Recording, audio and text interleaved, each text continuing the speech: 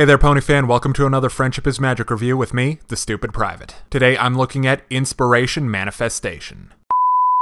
In the quiet town of Ponyville, a sinister event occurred, where seemingly mundane items were replaced with gaudy versions of themselves, and citizens found themselves dressed in unbelievably pretentious clothing items. This event has come to be known as the Bedazzling.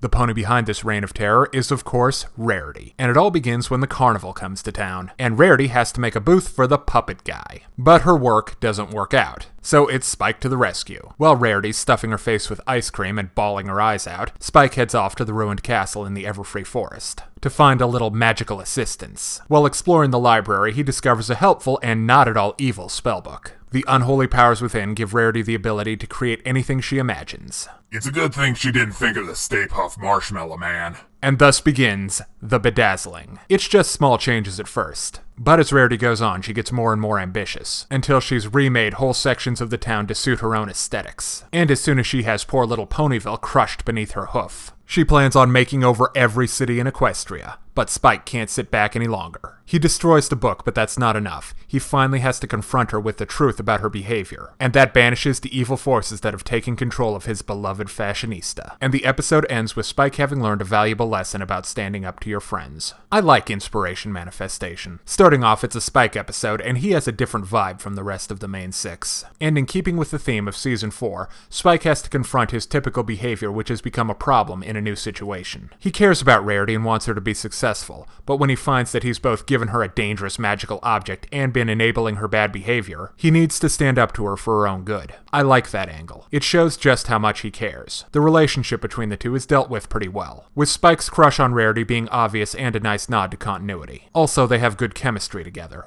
Now let's look at the story. The star is obviously crazy, fabulous Rarity the Tyrant. Watching her turn evil, again, is fun stuff. She starts off small, just wanting to use her new powers to fix a mistake she made. But then it just snowballs, until she's monologuing her evil plans for world domination with the best of them. She runs the whole gambit of over-the-top reactions, from weeping inconsolably to nuttier than squirrel.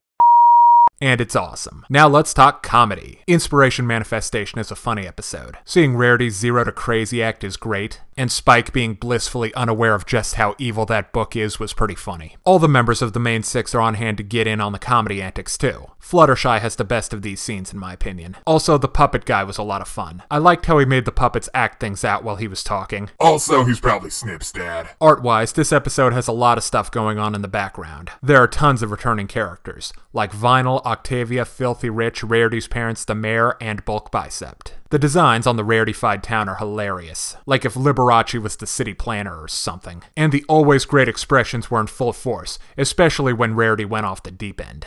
The problems I did have with the episode mostly relate to how all of this is supposed to work. When Rarity changed the Mariachi band into a classical music group, they're now completely different ponies. She didn't just change their instruments and outfits. How exactly does the Inspiration Manifestation spell do what it does? Can Rarity transform objects into other objects? Can she transform living things into other living things? Can she just create solid matter out of nothing? Does she teleport things to where she wants them to be? Is the spell permanent? Is it temporary? A little explanation would be nice. Oh, and Spike looks kind of like a giant dumb for not figuring out he's dealing with some seriously evil mojo. Yep. And now it's time to break down the good and the bad in My Little Pony Inspiration Manifestation. On the good side, this episode is fun, funny, artistically splendid, has all of the main six, as well as a delightfully deranged turn by Miss Rarity, and Ponyville's best dragon as the leading man. On the downside, I know this isn't the Dresden Files, but a more detailed explanation of the powers would have been nice. And Spike looks like a dope a bit too often. But that's not too bad, so I give My Little Pony Inspiration Manifestation 4 out of 5. If you're interested in more reviews of TV shows, games, anime, and movies, check out my channel on YouTube. It's Stupid Private 913. Thanks for watching.